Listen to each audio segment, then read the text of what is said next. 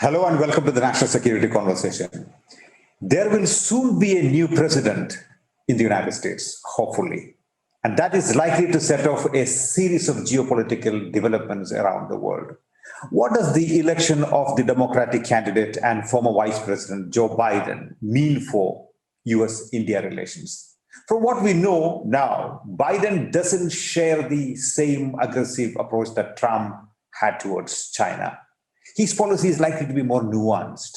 Is there, therefore, a possibility of a reset in Sino-US relations? If that indeed happens, where would that leave India vis-a-vis China? Equally importantly, does Joe Biden's election indicate the possibility of the US returning to the Iran nuclear deal or the JCPOA?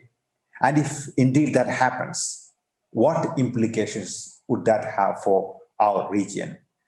But perhaps most importantly, would Joe Biden continue to approach Donald Trump's Indo-Pacific strategy, in which New Delhi has a pivotal role to play, with equal enthusiasm?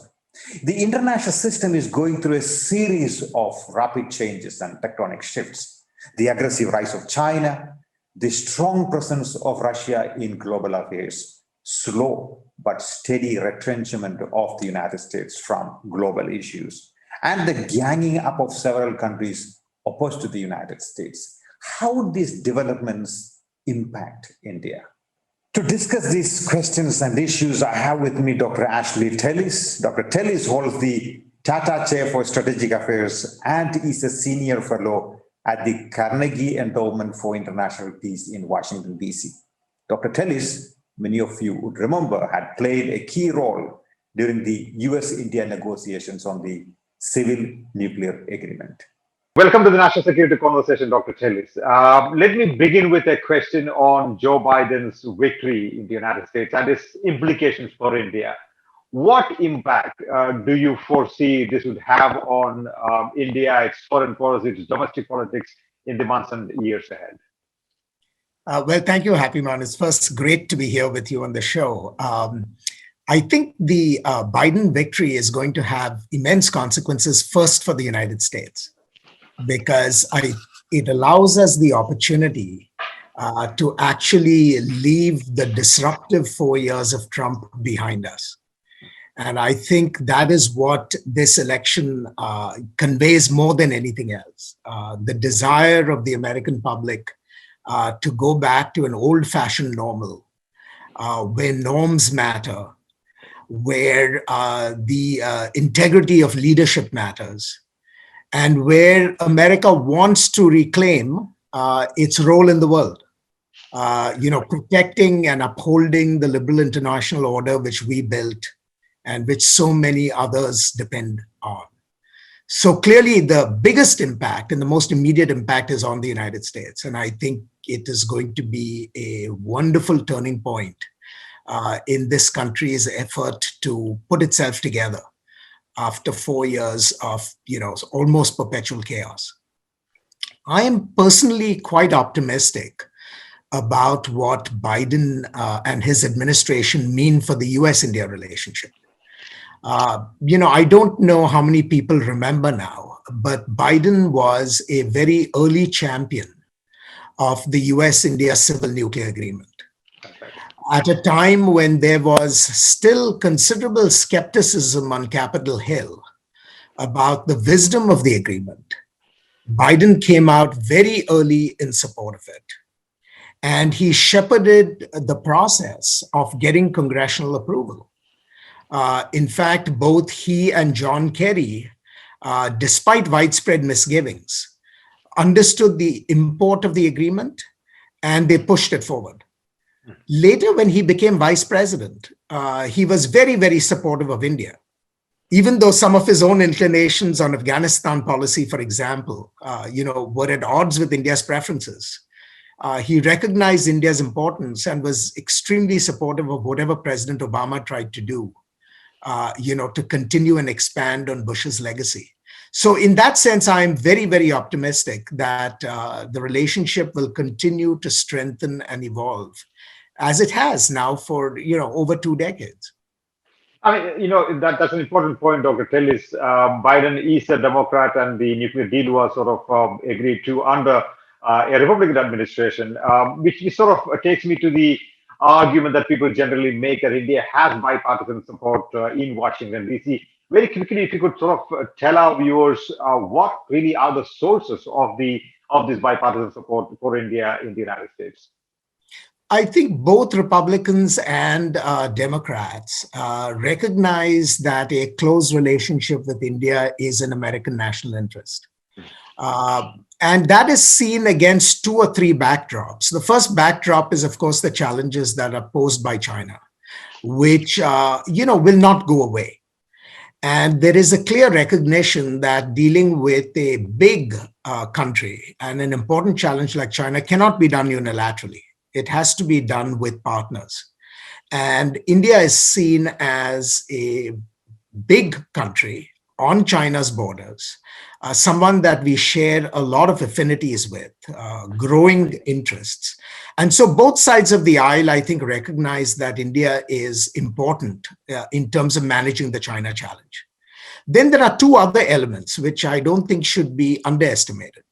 The fact that India is a democracy and that we have a natural affinity for democratic partners is an important part of the equation.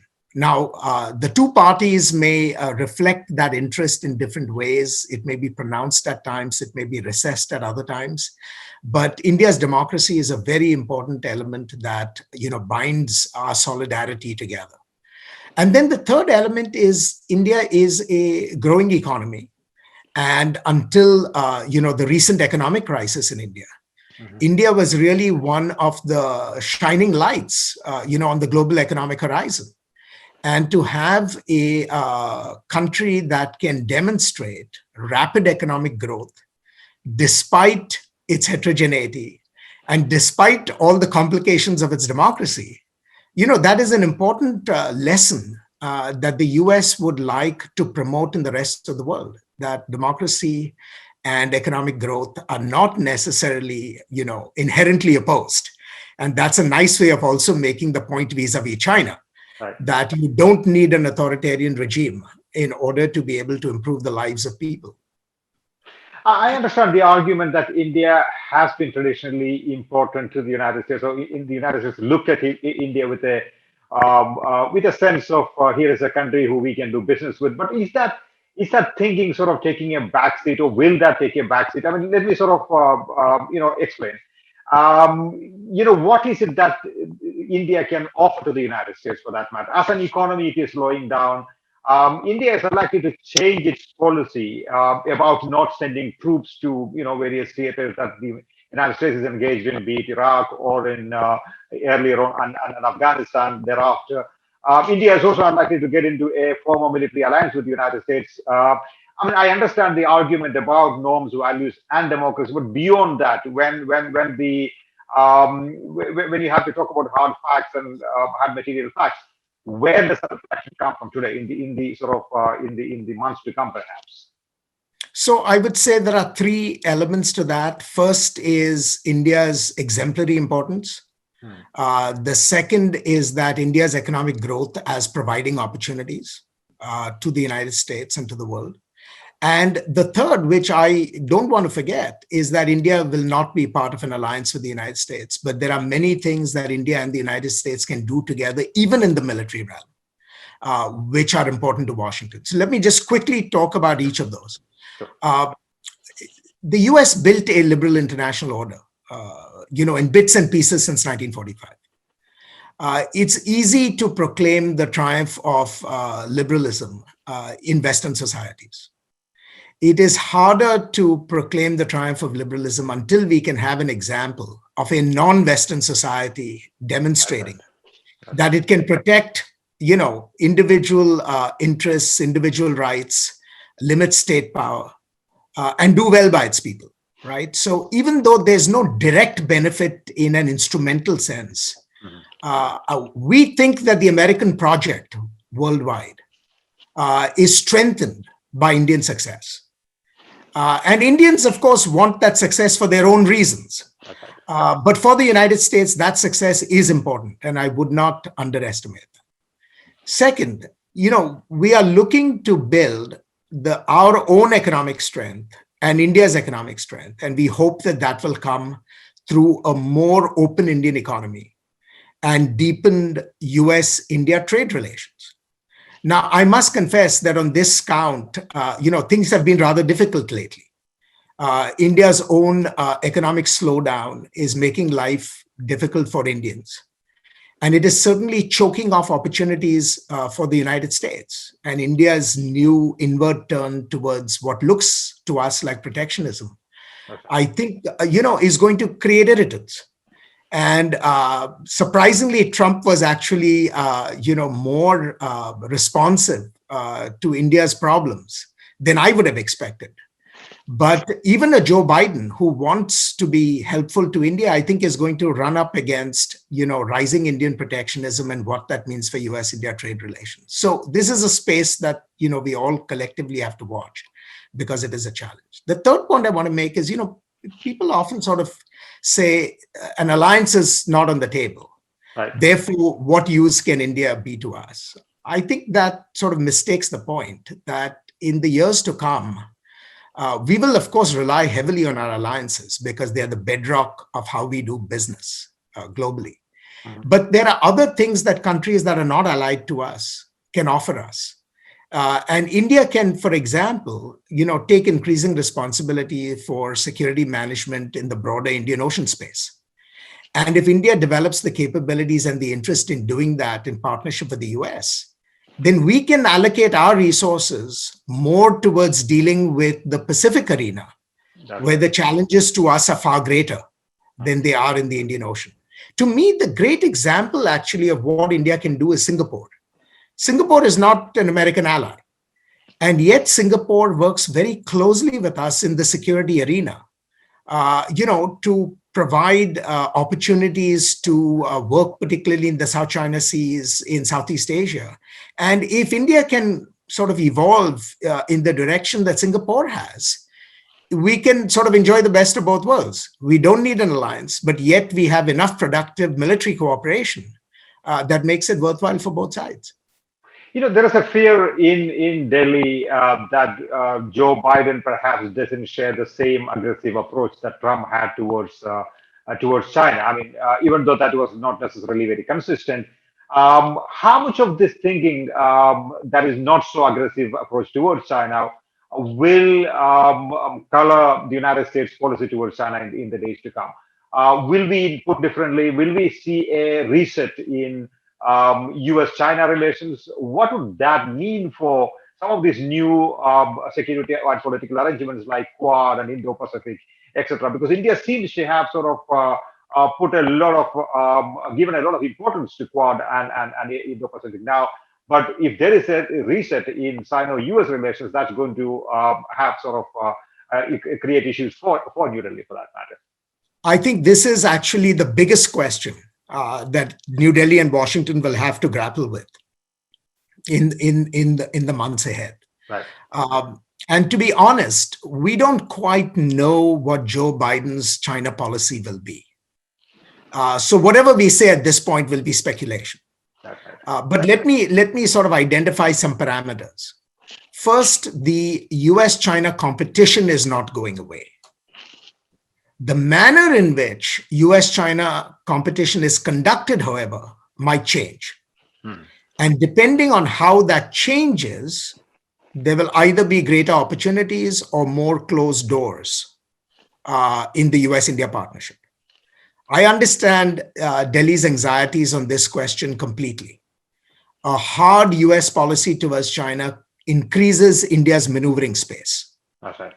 A most subtle US policy towards China reduces India's maneuvering space.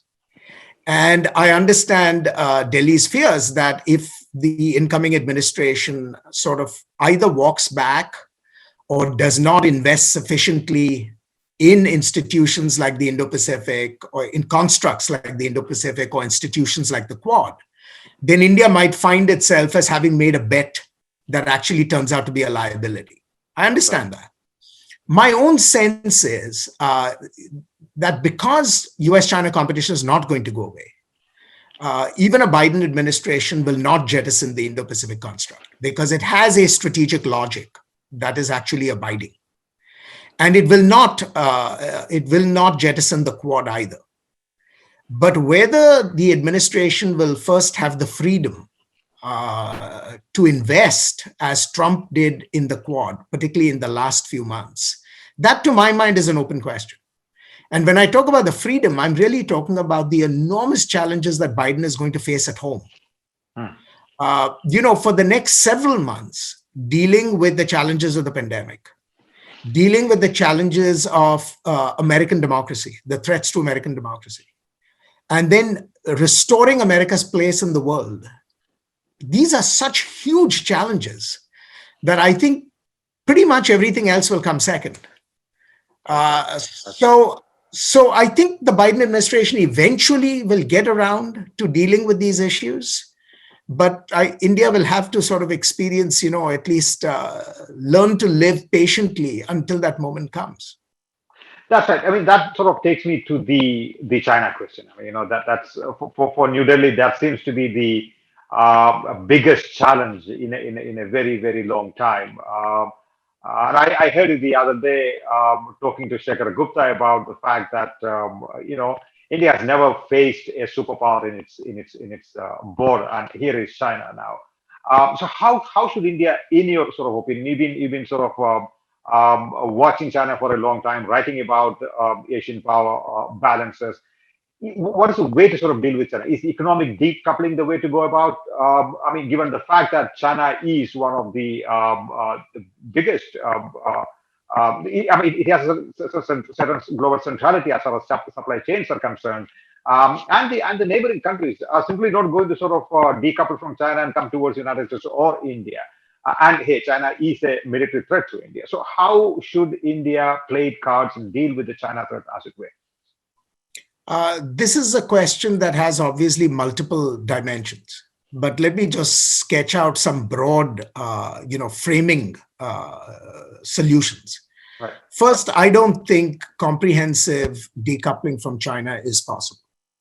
It's not possible for India, and it's not possible even for the United States. And it will not happen. I think the Trump administration in many ways pursued, a chimera here. Some kind of restructuring of supply chains will happen. That's inevitable because everyone wants to diversify their own risks. But that does not imply getting away from China. So I don't think the solution is sort of decoupling from China. I think the solution has to take other forms. And let me offer 3 ideas here. First, India needs to get back into the business of making economic growth a priority objective in its own right. Unfortunately, in recent years, people have gotten used to the idea that economic growth, high rates of economic growth, are India's birthright. And it will come automatically. India doesn't really have to do very much about it. And people give you, answers grounded in the demographic dividend and so on and so forth. I think that's really mistaking the character of the problem. That's right. If you want to grow, you really need to have a growth agenda. And to my mind, that growth agenda actually cannot come through an expansion of the domestic market, at least not in the near term. It has to come by export-led growth. And export-led growth immediately takes you into the arena of international integration. And it'll involve some integration with China as well. But India needs to be investing in integrating more strongly with the economies of its friends. And there is no bigger and better economy for India to make a tryst with than the United States. It's the richest economy of the world. It has among the highest per capita incomes. And everyone in Asia has understood that if you don't get access to the US market, and if you do not exploit access to the US market, you cannot grow. I mean, that's the East Asian miracle story going back to the 1970s. So India really needs to think in terms of an outward looking shift in its economic strategy. So that's point number one. Point number two, if India succeeds in doing that, growth rates will be elevated, and growth rates will allow India to sustain a bigger national defense budget than it currently does. I recently wrote a paper on the Indian military where I was struck by how thin the margins are with respect to Indian defense. That India has just enough defense to sort of hold its own, but not really enough capabilities to make a big difference in the broader Indo-Pacific space. And India can't get there unless it solves the defense budgets problem, which are linked to the economy. Right. So that is a second area where modernization, which has been put off for so long, is really necessary. And then the third area has to be India has to rethink its foreign relations. And I think, Prime Minister Modi has made an effort in that regard, but I still see tremendous hesitation in India for a full-fledged embrace with the United States. Even India and the Quad. I mean, it's very interesting. After all the efforts India has made with the Quad, India is still the slowest moving member among the 4 Quad countries. It is extremely difficult to get an expansive agenda of Quad activities, not because there's a lack of willingness on the part of the other 3. The lack of willingness is entirely in New Delhi. And so, if you are not willing to deepen your relationships with your friends, then you're going to have very poor cards to play with your enemies. Having said that, if you actually look at the last 2 years, in my sort of understanding, 2 fundamental things have happened. One, the sort of anti-Americanism that was there in the Indian strategic elite, that has almost entirely disappeared. And this mixed feelings about China. I think people also now today sit back and look at the China situation and realize that, hey, this is a threat, and there are no 2 ways about it. And as a long-term observer, analyst of India's foreign policy, Dr. Tellis, what do you make of these 2 major sort of realizations in the Indian strategic elite? How significant are these in your sort of opinion? I think they are extremely significant, but on both counts, I think India is still in a halfway house. So on China, there is a clear recognition that China is not simply a competitor, it is an adversary. But India has not yet found the solution to deal with China as an adversary, precisely because there is a recognition that it does not have the capabilities to deal with China alone. And therefore, it must not put itself in a position where it enrages China unnecessarily. It also has inhibitions about netting itself in what might look like alliance relationships with others, which also have the effect of enraging the Chinese. And so that accounts for India's half steps. So India has sort of made the intellectual transition from treating China as something more than a competitor to something closer to an adversary. But it has not yet found the solution on how to deal with China. I would say the same is true for the United States. The reflexive anti-Americanism has disappeared, or at least is confined to very small quarters in the Indian policy space today. So India is much more open to dealing with the United States, and at least at the level of the spirit, is willing to think of a new relationship with the United States. But unfortunately, the flesh always intervenes. And when India sort of comes close to the United States, there's a hesitation with respect to going, the extra mile. I'll give you a simple example. We've spent close to 20 years now negotiating 4 foundational agreements, which honestly are the most pedestrian vanilla agreements that the United States has signed with literally scores of countries.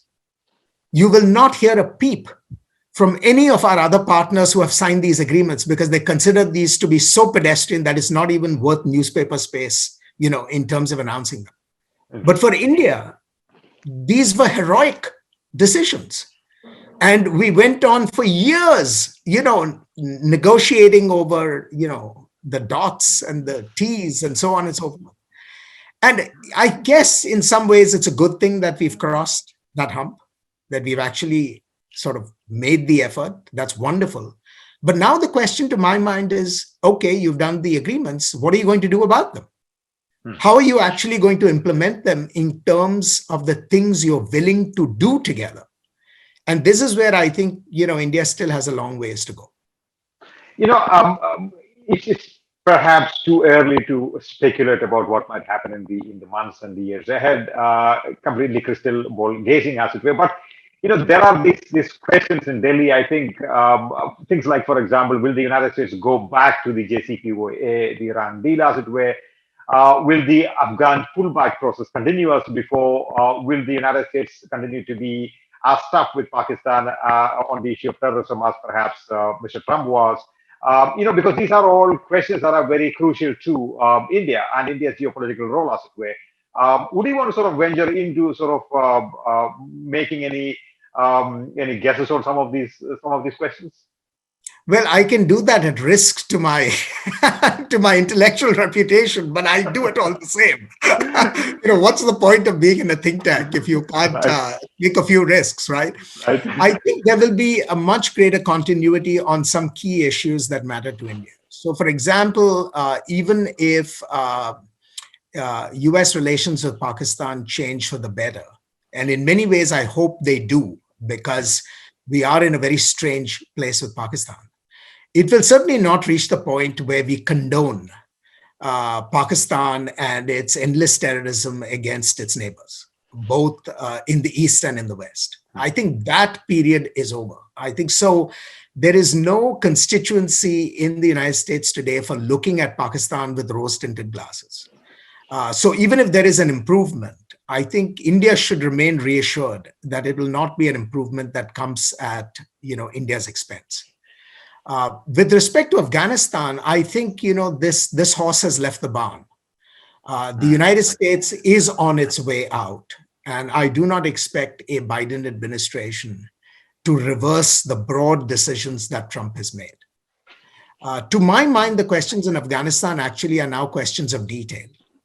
Will the United States continue to fund the Afghan national government at the levels that it has historically in order to enable it to survive? Will the United States continue to fund and operationally support the Afghan national security and defense forces? Will the United States remain involved in the intra-Afghan peace process that is now underway, with the aim of actually protecting human rights, gender rights, and so on and so forth? Under Trump, we took a hands-off approach. It'll be interesting to see what our own approach going forward will be. But the broad trajectory of America leaving Afghanistan with maybe a small residual military force at best to deal with the challenges of counterinsurgency, I think that is pretty much set. I don't think there will be a big deviation. On Iran, I honestly don't know where we will go. I think there is a logic to going back to something like the JCPOA. I don't think we can go back to exactly the same text.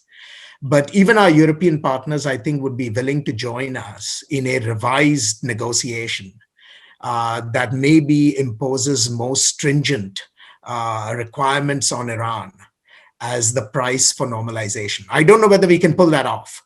That's an open question, because so much has happened in the last 4 years that has been quite destructive. But I think a Biden administration will make the effort to try and put relations with Iran on a more manageable dimension. And of course, that will cause all sorts of other complications. It'll cause complications with the GCC states and with Israel. So this is another area where I think everyone needs to watch, because I don't think the policy is settled as yet. Right. My final question, Dr. Tellis, is not related to foreign policy or say, grand strategy, as it were.